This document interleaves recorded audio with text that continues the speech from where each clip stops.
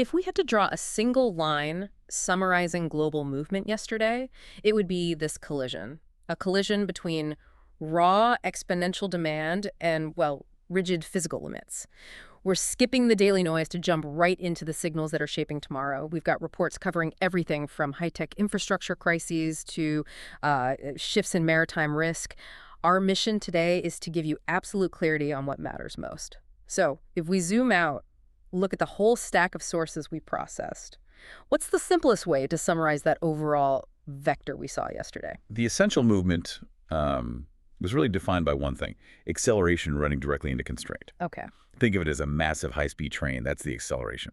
And it's fueled specifically by infrastructure for AI and data centers. Right. And it's hitting a wall. Slamming into a concrete wall. Yeah. And that wall is made of, our physical power grids, our established supply chains, and a regulatory capacity that just can't pivot fast enough.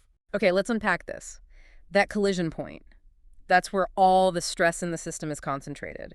We're going to focus first on three deep topics that really capture this tension, starting at the biggest point of friction: the AI energy paradox. Yeah, this is probably the most profound structural shift we tracked. The core issue is that this exponential growth in AI, it's creating a sudden, enormous surge in electricity demand. And it's not just about more energy in general, is it? It's about the timing. Exactly. It's the timing and the speed of that consumption. Our existing infrastructure, the transmission lines, the big utility-scale batteries, they're simply not built to handle this kind of immediate 24/7 pressure. And the most painful consequence, based on what we saw yesterday, is that this high-tech demand is forcing us to rely on our lowest-tech, highest-emission infrastructure. That's the distance right there. The immediate effect on the ground is that old, high-emission peaker power plants are suddenly vital again. Their profitability is shooting through the roof. Absolutely. Especially in highly stressed grids across the U.S. For anyone who might not know the mechanics, what exactly is a peaker plant? And why is its comeback such a bad sign for the energy transition? So a peaker plant is typically an old facility, often gas or oil-fired. It's not designed to run all day, every day. Like a big nuclear plant would. Right. It's designed to sit idle and then fire up instantly when electricity demand suddenly spikes a peak. Like on the hottest day of summer when every air conditioner kicks on. That's the classic example. And because they're rarely used, they're not efficient, they produce extremely high localized emissions. They were the first things on the chopping block for retirement as part of, decarbonization. But now these data centers are creating what feels like a permanent rolling peak demand in certain places. Exactly. So the infrastructure that was supposed to be decommissioned is now seeing guaranteed revenue. The financial case to keep them online is just too strong. It's overwhelming. And this has, it has high global weight and a really strong real-life impact because it forces an agonizing trade-off. The trade-off being? Securing short-term power and preventing citywide blackouts is now taking priority over those decades-long decarbonization efforts. We're seeing the speed of the green transition actively reverse in specific areas. And this isn't just an abstract regulatory compromise. This hits communities directly. Oh, absolutely. It has severe localized consequences. It raises local electricity prices, and it creates profound public health and, frankly, environmental justice concerns. Because these plants are always located somewhere specific. They're always situated near lower-income urban communities. We saw this yesterday with reports confirming an old plant near Chicago's Pilsen area is being kept running, precisely because of grid stress from demand, including data centers. It's just so counterintuitive. The most cutting-edge tech relying on the dirtiest, oldest infrastructure. That's the real dissonance, a very fast-moving theme. Okay, so if physical supply chains are being distorted by demand, let's look at how geopolitical risk is reshaping the actual pathways that supply has to take. Shifting our focus from Chicago's grid to the Suez Maritime Route, our second deep topic. Right. The background here is familiar to most people. The ongoing security threats and attacks in the Red Sea corridor, they forced global shipping to take that much longer, more expensive route around Africa. Which tightened up global logistics, pushed up costs. Pushed up inflation, yeah, because every container was on the water for an extra week or two. But yesterday, we saw some specific movement that suggests that logjam might be starting to break up a little. What exactly happened? We saw reports detailing specific, successful examples of major container ships. I'm talking the really big ones, successfully navigating through that high-risk Suez route. So it's not a floodgate opening, but it's a crack. It's a crack. It signals a potential gradual easing of that extreme sort of blanket avoidance that we saw before. What's fascinating here is how even a small change like that can have these massive reverberations across the whole logistics chain. Why does it matter right now when the threat is, it's still there?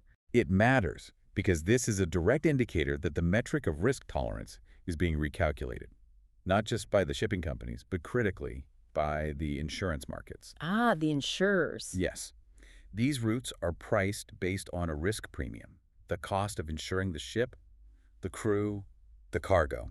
So if even a few vessels get through without an incident, that changes the math for everyone else. Precisely. We're nowhere near a full recovery, but even a phased return allows insurance companies and logistics operators to start adjusting their pricing downward. And that starts to relieve pressure on those sky-high shipping rates. It does. And that translates pretty quickly to delivery lead times and eventually the cost of critical components, everything from car parts to that sophisticated equipment for semiconductor manufacturing. I imagine the chief risk officer at Lloyd's of London is having a very different kind of Monday morning now. That's a great image. Stability in one dangerous area, immediately lowering the cost of our most advanced supply chains. Okay, for our third deep topic, we're shifting again. From sea lanes to batteries. There's this strange paradox happening with the EV market booming, while investment in key battery metals is slumping. It really does seem counterintuitive on the surface. Global EV sales, they're continuing their steady upward climb. That's the acceleration part. But the constraint isn't just supply, it's a technological disruption. It's a massive technological disruption. Yeah. The chemistry inside the batteries is just changing much faster than anyone anticipated even a few years ago. So what happened on the resource side with the traditional battery metals like lithium and nickel? Well, despite that robust growth in EV sales, the prices and, more importantly, the investment capital flowing to those traditional metals, lithium, nickel, cobalt, it's all cooled off substantially. That's a combination of things. It is. It's existing supply over capacity, meeting a rapid structural shift toward cheaper battery chemistry. Let's get technical for a second. What is this structural shift and why is it happening so fast? It's the move toward LFP, lithium iron phosphate batteries. LFP chemistry uses iron instead of nickel or cobalt. Which are expensive and have their own issues. Very expensive. And they carry all sorts of environmental and ethical risks in their sourcing. LFP batteries are inherently safer, they use cheaper, more abundant materials, and, well, they used to mean shorter range. Right, that was the trade-off. But the technology has improved so much that they're now perfectly viable for the vast majority of consumer and commercial EVs. So if the tech is moving away from nickel and cobalt for most standard cars, what does the slump mean? Why does this have midterm significance? Because it's not just a temporary price dip, it's a technological phase shift that has immediate impact on state economic strategy. You mean for their resource-rich nations? Exactly. Countries like Indonesia for nickel or the DRC for cobalt. They have based huge multi-billion-dollar economic plans on exporting these specific high-value metals. And when the demand profile changes that fast? Their national strategies get destabilized. When LFP suddenly captures half the market, those plans are in trouble. So the drop in investment capital, that signals a lack of confidence in the future of that high-end chemistry. That's it, exactly. The investment freeze signals a fundamental multi-year realignment of the entire EV resource supply chain. The market is betting against the growth of high-nickel chemistries, and that's creating immediate instability for those resource-dependent countries. It's going to reshape resource politics for the next decade. Truly fascinating. An invisible shift in chemistry creating very visible global economic disruption. Okay, let's pivot now from those three core structural movements to our many light topics. These are the quick-moving signals that map the global tension points, the global membrane tension, you could call it, where policy and logistics are getting squeezed day to day. We've got 5 key signals here, and they're all pointing toward constraint and regulatory response. They really prove that policy enforcement and city-level demands are changing how markets work fast. Let's start with crude oil. We saw reports of Venezuelan oil exports stalling. Crude held in ships offshore, mostly due to intensified maritime enforcement seizures, sanctions pressure. What's the implication? This shows the constraint is shifting. It's not about the physical volume of oil anymore. It's about the ability to transport and insure that oil. So policy is distorting the supply curve. It is. Price changes aren't based on simple supply and demand now. They're based on governance and risk. That's going to indirectly affect global fuel and shipping costs down the line. Okay, next up, a major intervention in trade finance. Indonesia announced a policy mandating forex retention.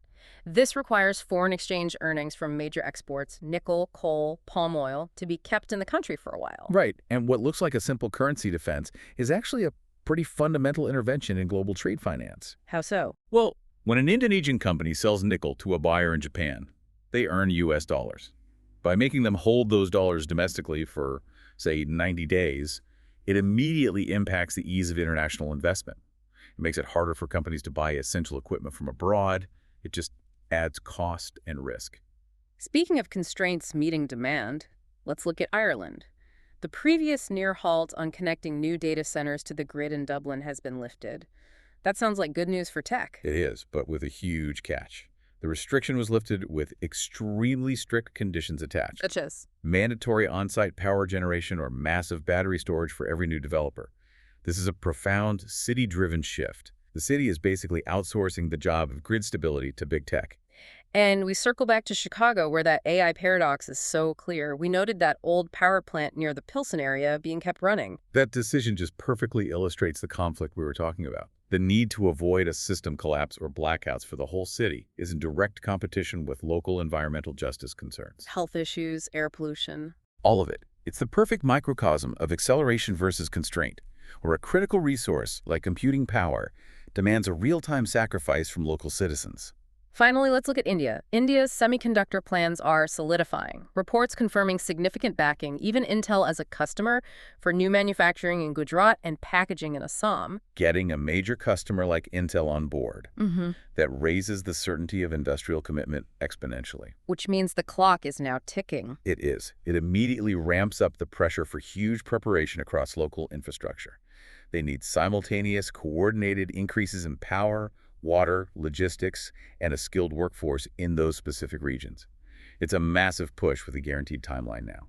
So what does this all mean? We've covered everything from environmental justice trade-offs to resource realignment.